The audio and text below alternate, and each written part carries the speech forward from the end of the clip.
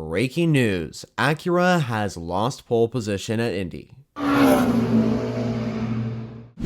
The Honda-established brand Acura was initially planned to start in first position for the battle on the bricks at Indy in 2025, but that is no longer the case as the pole-sitting number 60 car has failed post-qualifying inspection, which means that an entirely different car will now start on pole from GTP, and that could affect the entire race result. And in this video, I'll provide a quick explanation for you on everything that you need to know about this sudden change heading into the race. On Saturday, September 20th, Tom Blomqvist put Acura Meyershank Racing on top with a 1 minute 14.569 lap time.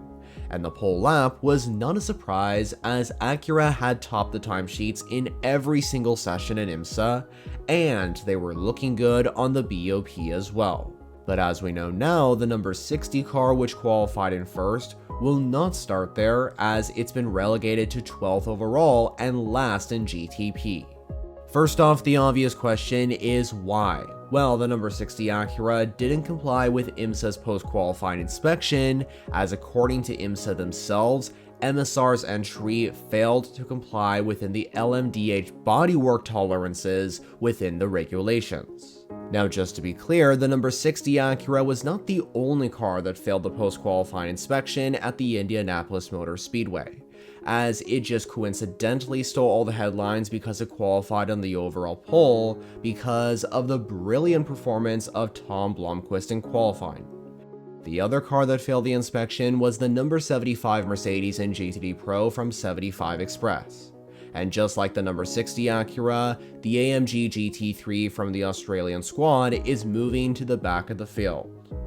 Now, with the number 60 Acura starting in 12th overall, inheriting pole position will be Cadillac with the number 31 Whelen entry from Action Express Racing, marking the second consecutive time that Cadillac has qualified on pole at Indy, with Sebastian Bourdais qualifying on top last time out in 2024. And by the way, Action Express Racing, who will start in first, won this race overall back in 2014 with the Corvette DP. AXStar's driver Jack Aitken put the car in second on the grid in qualifying with a 1 minute 14.610 lap time, which was just about a tenth or so off of Blomqvist's time. Also, it is very important for you to know that interestingly, the two WTR Cadillacs qualified right behind Aitken's V-Series R, which means that once the green flags are waved, it will be Cadillac leading the field in positions 1, 2, and 3.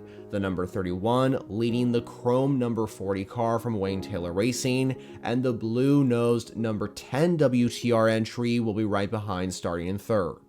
This also sets a record as Cadillac will start in the top 3 positions in an IMSA race for the first time since 2021 at the Grand Prix of Long Beach, when Felipe Nasr qualified on top in the number 31 DPI Cadillac from Action Express Racing, followed by Kevin Magnussen's Chip Ganassi Cadillac, and the number 5 JDC Miller DPI VR from the American brand followed. So for Acura, this is definitely disappointing, as their cars will now start in positions 5 and 12.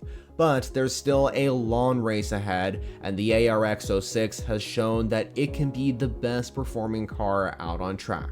And as for the pole inheriting brand Cadillac, this lockout of the top 3 positions gives them a very good opportunity to take their first win of the 2025 season. And hopefully they get a win here at Indy, because after that, they only have one race to get a win. But now I'm curious to know what you think about this. Was Acura's penalty justified, and what can we expect from Cadillac as they start in the top 3 positions? Well, be sure to let me know all your thoughts in the comments below.